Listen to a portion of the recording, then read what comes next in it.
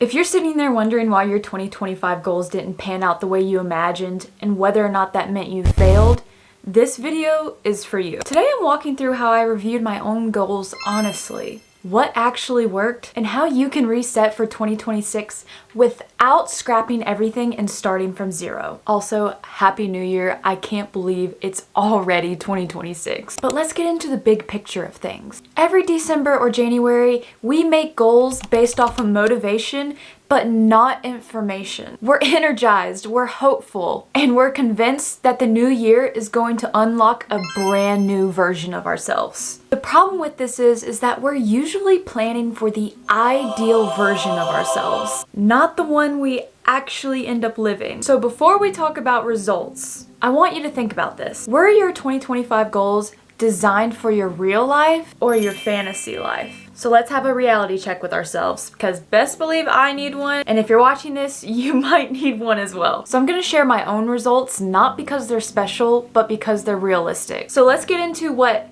actually worked for my 2025 goals. First off, I had a list, which I think this is very important to achieve your goals, is to have a visual so that you can look at it every single day, which is exactly what I did. Let's see which ones I actually accomplished. One of my first 2025 goals was to land one paid brand deal.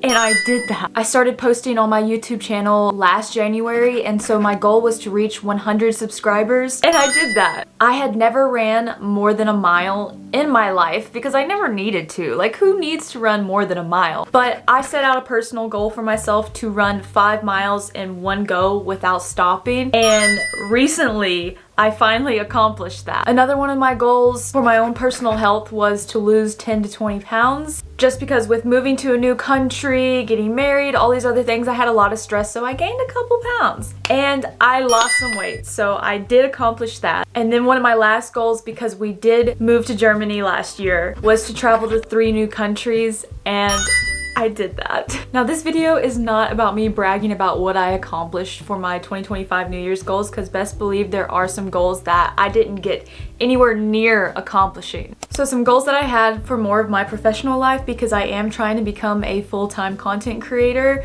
on TikTok, YouTube, and Instagram, is I had a goal to reach 20,000 followers on TikTok. I got nowhere close. Nowhere close. And then same thing with Instagram. I had a goal to reach 5,000 followers on Instagram. Nowhere close. Nowhere close. But hey, if you want to help a girl achieve those goals, maybe follow me on TikTok and Instagram.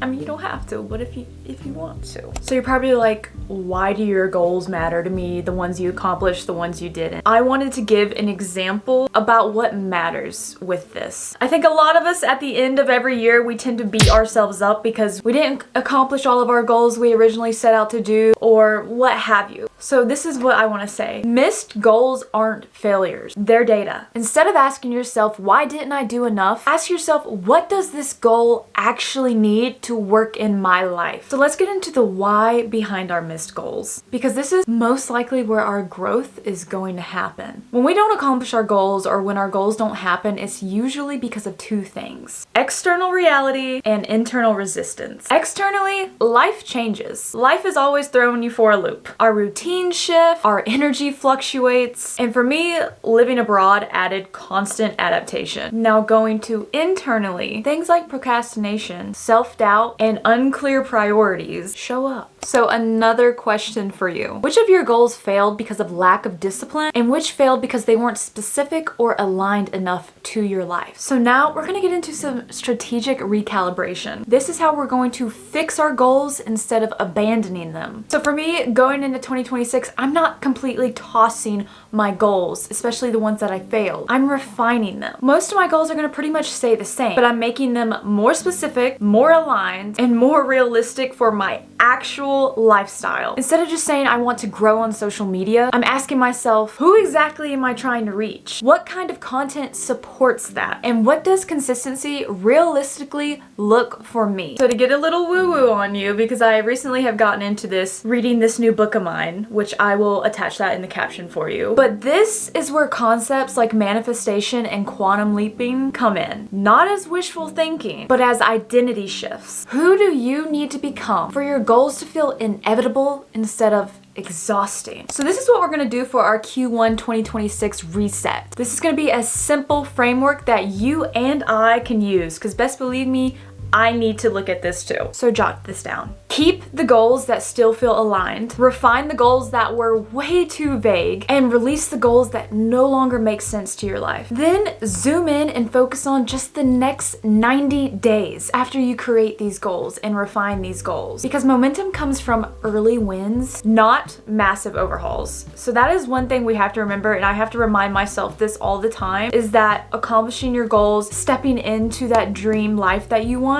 it doesn't come from one big thing usually. It normally comes from a lot of small actions, momentums that builds. You're usually gonna have a little gap, and then boom, you just, that's what consistency looks like. It does not change overnight, unfortunately. So looking forward, one of the biggest lessons from 2025 is this. Flexibility is more powerful than discipline. Yes, adapting your goals means you're paying attention, not giving up. So as you think about 2026, don't ask yourself, how do I do more? Ask yourself, how do I do this better for myself? So grab your notebook, grab your laptop, iPad, whatever, and jot down your 2026 goals. Make them specific, make them realistic to your lifestyle, and they don't have to be huge, out of this world goals. I mean, more power to you if that's what you want to do. But just even little goals, baby steps, those are so good for you. I already know after this video, I'm going to write down my 2026 goals because I still have not done that. And if this video helped you rethink your own goals, let me know in the comments. Now, I don't always do videos like this. I do love doing these. I mainly do vlogs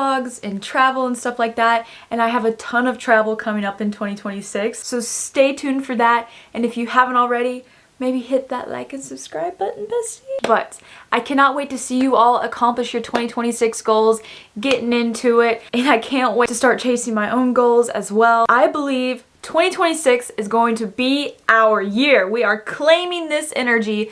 2026 is the year for change in a good way, and amazing things are coming our way. But I love you guys, and I'll see you next week.